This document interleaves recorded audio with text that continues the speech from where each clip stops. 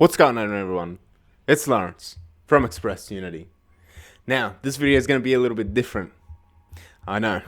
Before we get started, you're saying to yourself, Lawrence, is that a mask? Is that a face mask on your Blue Yeti microphone? Yes. Yes, it is. Now, one of you lovely people suggested I should get a pop filter. That ain't how we roll in Australia, alright? Pack of these face masks for 60 face masks cost me like $26. Now, a single pop filter, that ranges in like a $20 to $30 mark, and you only get one. I ain't doing that. So this is my ghetto fix, alright? And it works pretty well. I've actually been using this for like the last 10 videos. Has anybody noticed? I don't think so. Okay. Alright, so you guys probably already know what's up. I'm making a game in 420 minutes. That is 7 hours. That's a long time to sit down. Now, it's not just any game, okay? I didn't really care too much on the gameplay of this game. Well, I did, but my main focus is I wanted to try and make a game that looked good, like really good. So, we got that universal render pipeline. We throw it out the window. And we got the HD render pipeline. We got that bad sucker in. Now Unity's in overdrive, and I have tried to make the best game I could possibly make, and hopefully you guys look at this and you're like, wow, there's some good graphics. So the things I used in this video: Unity 3D, Blender, and Substance Painter. I also was gonna use Substance Designer, but I ended up just using Substance Source, which is like a Unity plugin, and that just has a whole bunch of like PBR textures that you can get for free. So check it out. Not sponsored or anything, but they do have some sick stuff.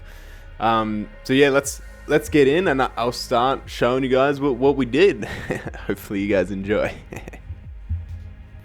So the first thing I did, I set that timer up. I didn't want this game to just be another platformer. You know, you make a game in 10 minutes, it's a platformer, whatever, yay. So I wanted it to be a little bit different. So I kind of went for a hover car idea.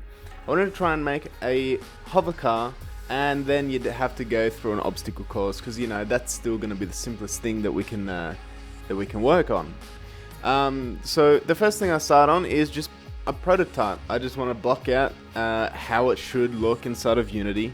So you can see me doing this here. And once I'm happy with the sort of the blocking out of the structure of how I think a hover car should be, I then work on the script for it. So all that we're doing inside of this hover script for the moment is we want to get all of our children game objects inside of our transform at the index of 1. After that, we're going to add that to a list, and then we're going to iterate over them, and we're just going to apply some force based on the position of where those thrusters are. Now, as you can see here, it works, but it feels a bit too bouncy.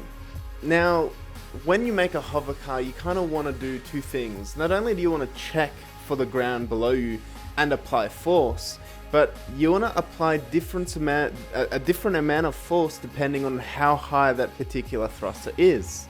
Now, if your thruster was high up in the air, you don't really want to apply much force, because any more force, you might end up flipping the vehicle. If it's close to the ground, then you want to apply a lot more force to stop the vehicle from touching the ground. So right now, with it just applying force as soon as it interacts with that raycast, you can see that it just acts more like a trampoline. It's not very stable, and honestly the only reason it's balancing well is because I've angled all those thrusters outwards a little bit, and because of that it is actually staying upright pretty well. So you could make do with this, but it would be very hard to control.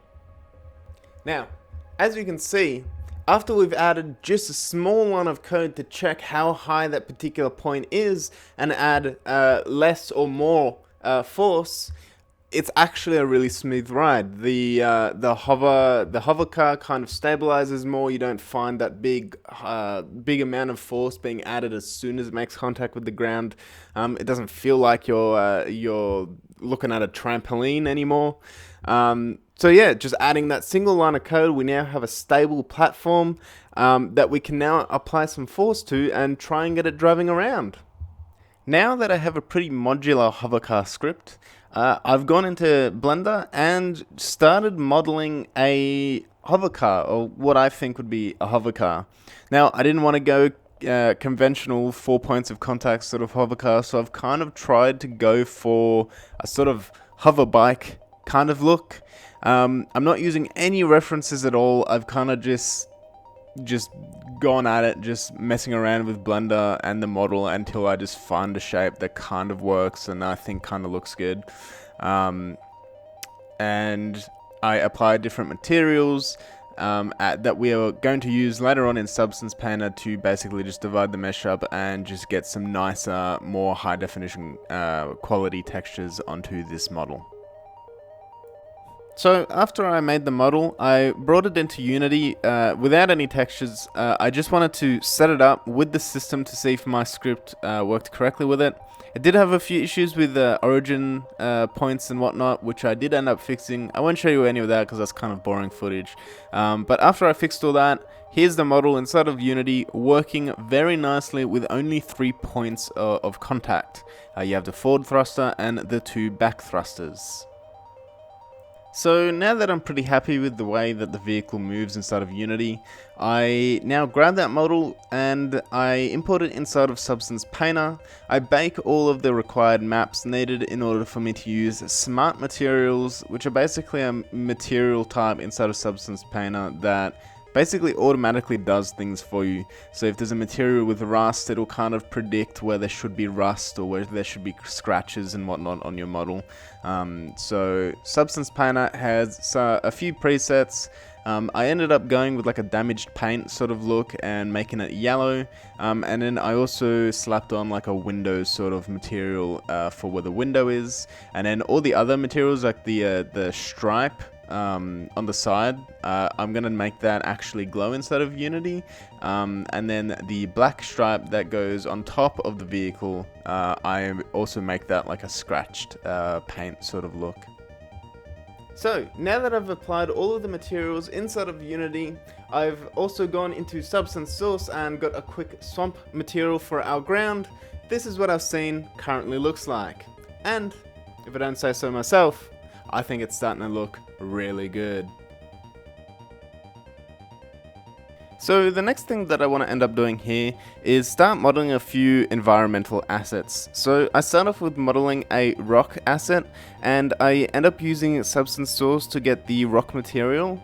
I also then model a platform that will be used for us to drive on, and then after this I also kind of get this sort of dark alien planet sort of vibe with the whole environment setup that I've currently got on. So I also enable fog, and I think that makes the game look really, really nice.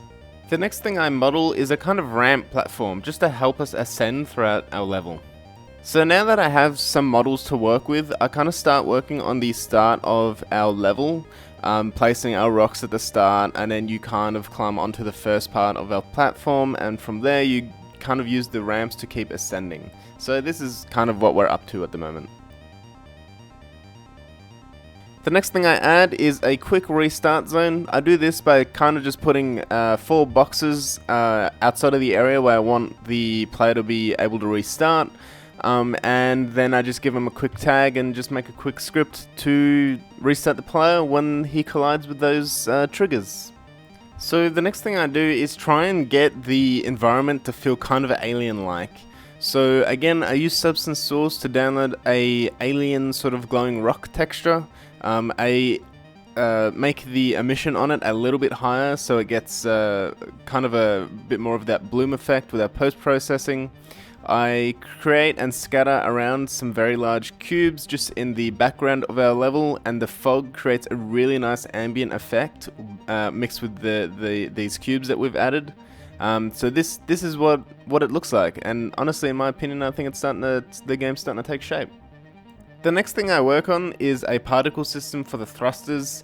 So basically what I do is wherever the thruster makes contact with the ground, I kind of move a particle system there, and this kind of helps the player know where the thrusters are pushing off of, and this kind of visual representation of where the thrusters push off from help the players know where they can and can't put their thrusters, because of course if you don't know where they are, then you will easily fall off the platform. So doing this really does help the player.